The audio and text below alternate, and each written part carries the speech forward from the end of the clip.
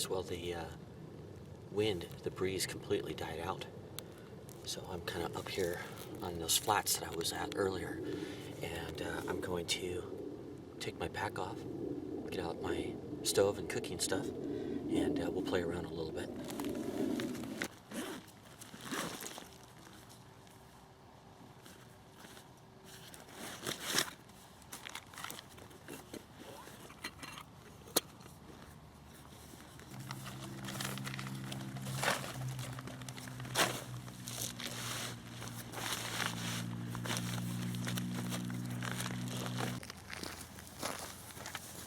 Alright guys, I've got the Esbit solid fuel stove and cook set. This comes with its own mug with a lid. It's anodized. Got a couple of handles on it. A sprung lid. Got a big owl over here. Inside I've got the burner piece with a bunch of solid fuel Esbit tabs in there, and then this is the mug. You'll recognize this is the pot stand, and I've got all of the solid fuel tabs in there, and I've got 12 in total. So within a space that big, this little pot stand will hold quite a bit of solid fuel.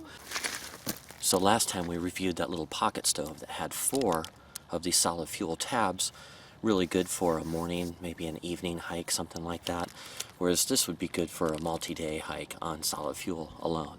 See, I've got all of these kind of squashed in this pot stand here.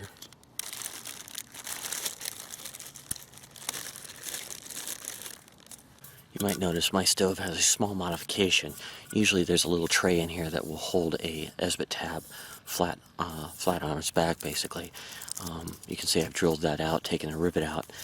You don't want a hole below where the fuel tab is burning, and the reason why is because the tab actually liquefies at the base. All trioxane fuel typically liquefies at the base, and you'll lose some of that fuel out the hole here. So what I'll do is I'll just put a little aluminum tray in here. I've always got a piece of aluminum, a sheet of aluminum with me, and usually it's in here.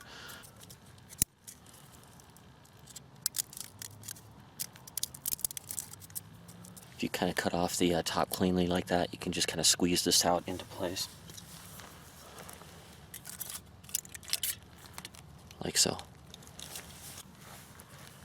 Now, as you saw with the Esbit pocket stove, the folding stove, typically one 14-gram piece of solid fuel will not boil 2 cups of water.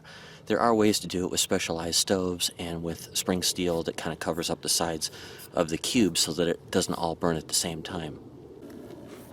One thing I stated in my other video is that the alcohol or denatured alcohol was more efficient and had more energy density than Esbit fuel. That's not actually a very good representation of what's going on. In reality, the Esbit fuel has slightly higher energy density than the denatured alcohol.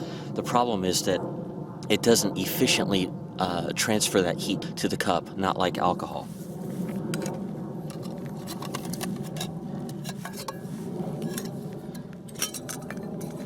So in an alcohol stove here, that fuel is being siphoned up. The fuel vapors are being siphoned up at the edge, and the fuel comes right up to the edge of the cup, and it's burning right up next to the cup. And not only is it burning next to the cup, but it's evenly distributed along the bottom of the cup. And so that half ounce of alcohol goes a long way with a good efficient stove like this. With a solid fuel tab, a lot of the tablet's energy is released right at the beginning, so in the first 3 to 5 minutes of burn, when all that surface area is burning at the same time. And then after that first, once it flares up to a full bloom in about a minute or so, after that the cube is shrinking in size. As it shrinks in size, there's less surface area, less fuel to burn, and from that point on, the temperature is slowly plummeting.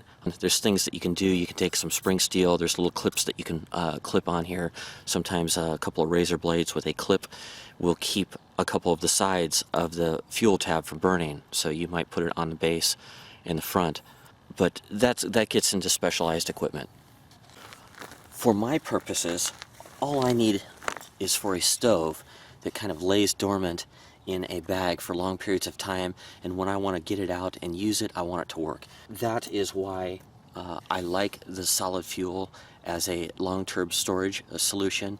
Get home bags, that type of thing. It doesn't burn as hot, but it has less of a fiddle factor than alcohol does. Slightly less of a fiddle factor. It's not much.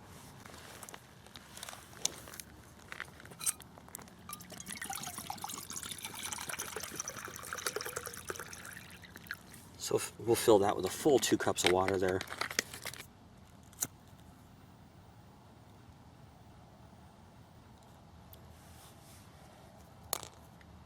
Okay, we're lit. A lot of people will wait for that tab to bloom before they put the stove on. That's going to be wasted heat, so I try to get that stove on as quickly as possible and get a lid on it as well.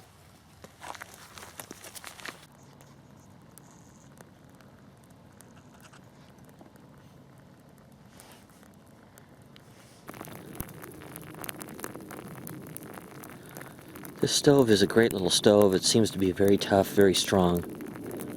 It does suffer from a couple of minor design flaws, one being that it's got 4 feet at the bottom. It should have 3 like a tripod. The other thing I think that they did wrong is you see these little vents up here? Above that vent is still the rim of the pot stand. And that rim of the pot stand diverts the heat slightly down and then out and away from the pot itself. If instead the pot stand had 3 small tabs that raised up slightly above the rest of the pot stand, and so the cup would kind of sit on top of the pot stand as a kind of like a tripod, the heat flow would remain much closer to the walls of the cup, and I think it would be a more efficient transfer. Nevertheless, it is a handy little pot stand. It is a handy little stove, and I've gotten quite a bit of good use out of it, as well as the cup that came with it. Okay guys, we're a few minutes in now, and you can see already that tab is shrinking.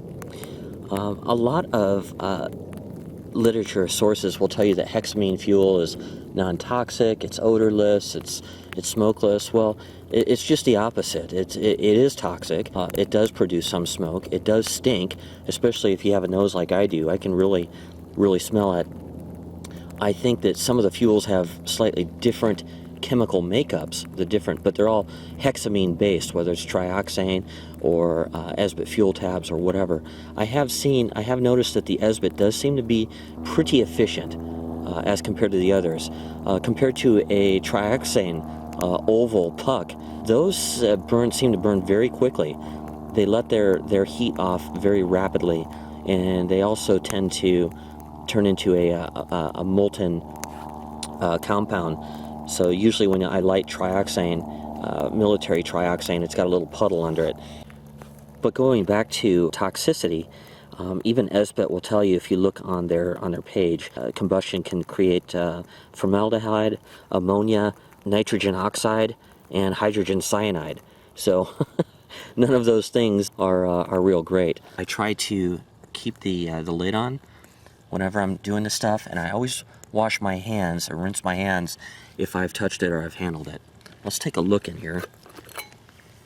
Okay, we've got a good amount of steam going, and we still got a reasonable amount of tab left. Got a little bit of Lipton Soup Secrets.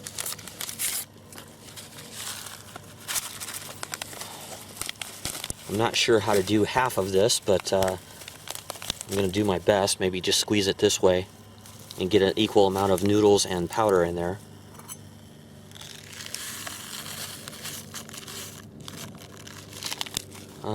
That might have done it. Got some chicken and a biscuit crackers and some Keeblers. Got a little bit of turkey left over here from my hike. I think I'll dice it up and put it in the soup. Just get a little body in there, a little bit of volume. Smells good. I guess I don't need it that small. I can actually tear most of this stuff up here. Well, we're about 12 minutes in here on our burn, so we'll have our typical 14 to 15 minutes there. That's normally what I see at these temperatures. It's about 50 degrees out right now. Quite nice, actually. We got some good steam coming out, some small bubbles. Pretty close to a boil, actually. That lid helps, and the warmer temperatures help.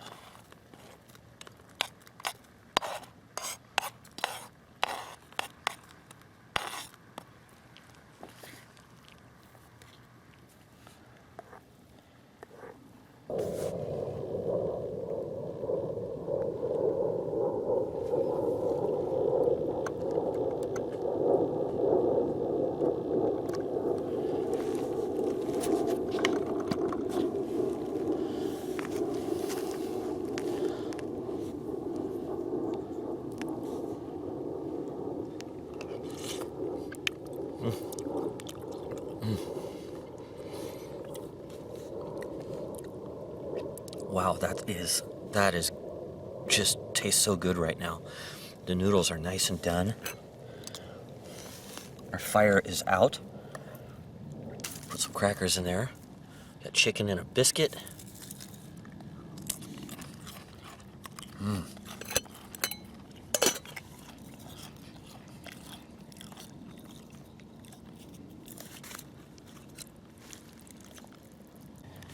Well guys, I'm trying to eat this and try to get some video footage here of me actually eating, and it's just too hot, so I'm just going to leave it here for several minutes and let it cool off.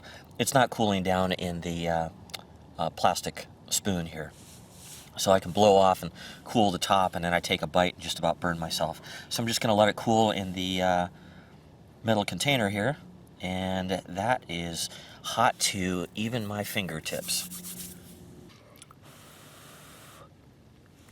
Alright, well, as you can see, a full 2 cups of water up to a temperature that completely penetrates and hydrates the noodles, warmed up the soup that we added with the mix and the jerky and the crackers.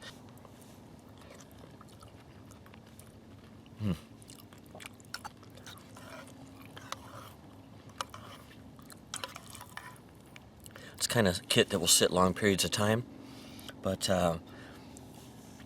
it's also the kind of kit that would give you 3 days of fuel use. I mean, 3 tabs a day if you need to warm up soups, to warm up coffees or hot chocolate or anything like that. Or it could get you through a couple of real bad nights where you might have a stove going, you know, every other hour to warm up something to get in you.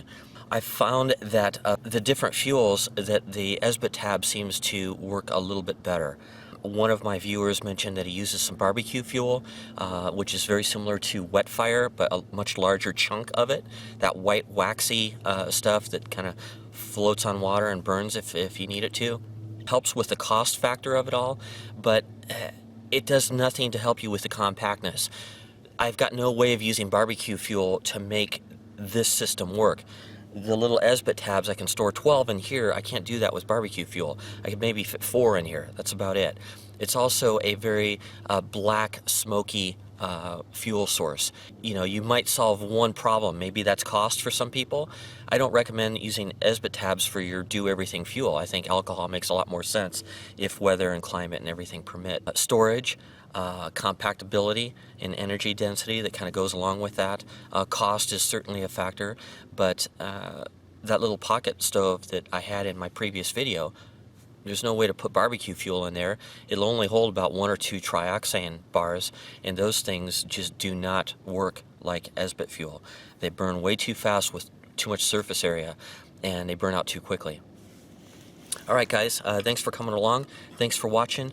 It's been a great series. I'm going to keep it up. Thank you, all my new subscribers. I don't thank you guys enough, but I've got so many subscribers coming in lately. I can't thank all of you individually, but thanks for jumping on board. Patriot out.